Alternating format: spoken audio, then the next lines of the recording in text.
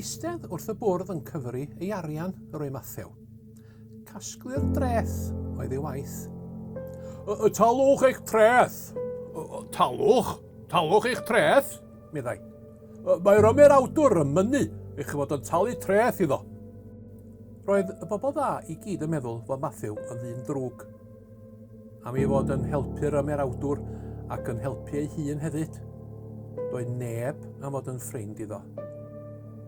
Ond roedd Iesu am ei Mathew bod yn un o'i ffrindiau arbennig. Tyr efo fi, meddai. A gadawodd Mathew ei arian a mynd efo Iesu.